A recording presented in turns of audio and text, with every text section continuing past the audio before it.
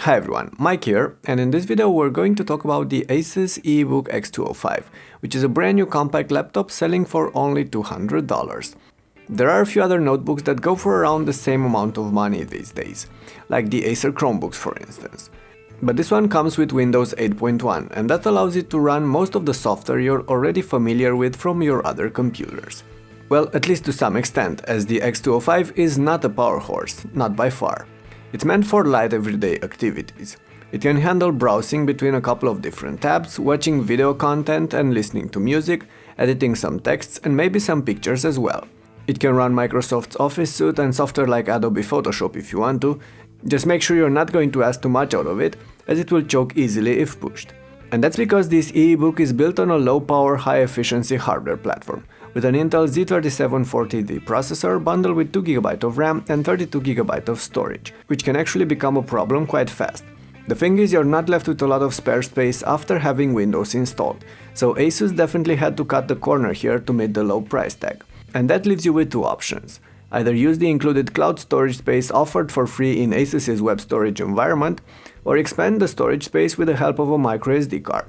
To be fair, I was a bit disappointed this laptop does not support standard-sized SD cards, but that's probably not such a big deal for most potential buyers.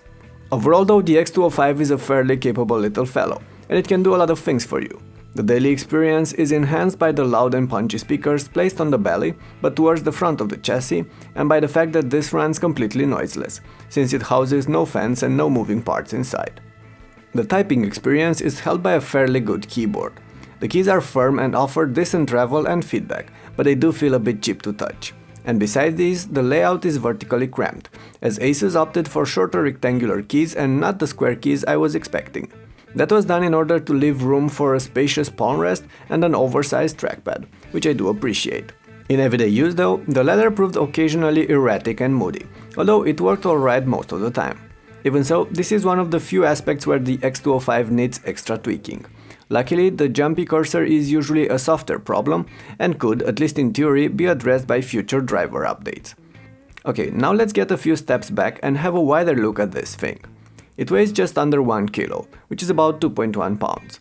It's also thin and has a compact footprint, so it will easily fit in a backpack or even a bag. And besides this, it's fairly tough and definitely doesn't look bad either. The entire case is made out of some soft plastic, and Asus will offer the laptop in a few different colors. The materials feel nice to touch and there's little to complain about the finishing quality. However, if we're to get picky, I do have two nits to mention. First of all, the case catches smudges and finger oil easily, which are especially visible on this dark blue version. And second, the lid cover does flex a little bit, but that doesn't seem to affect the screen's integrity in any way. Speaking of that, there's an 11.6-inch display on this laptop with 1366 by 768 pixel resolution, a glossy finishing and a TN panel. The latter translates in somewhat poor vertical viewing angles, which is a characteristic for low-priced screens. But even so, as long as you get to look at it heads-on, this aspect shouldn't bother you much. In fact, I can say that I was happy with the display considering the price range the X205 swims in. You'll find more details in the written review over on tlbht.com, where I've also included some other goodies that I won't be covering in the video. Benchmark results, details about the hardware and upgrade abilities, and how this thing performs under load. So make sure to check it out, it's the first link in the description. I did mention earlier that the EeeBook X205 does last for a long while on a charge, and that was no underestimation. There's a 38 Wh battery inside this laptop, and paired with the efficient hardware, this translated for me in about 10 hours of daily use.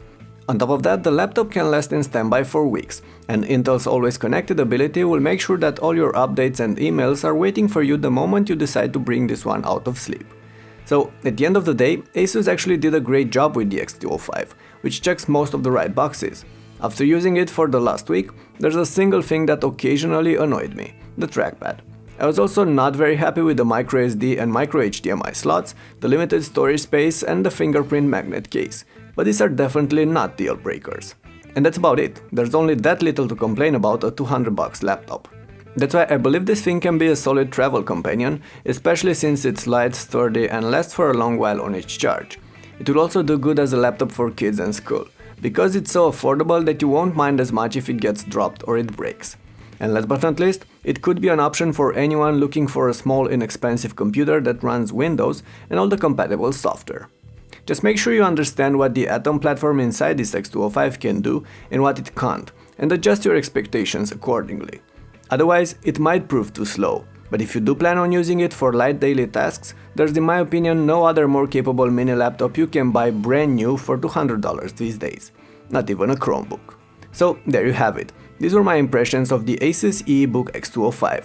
Let me know what you think about it in the comment section below, and check out the detailed review on tlbht.com for more details and further updates.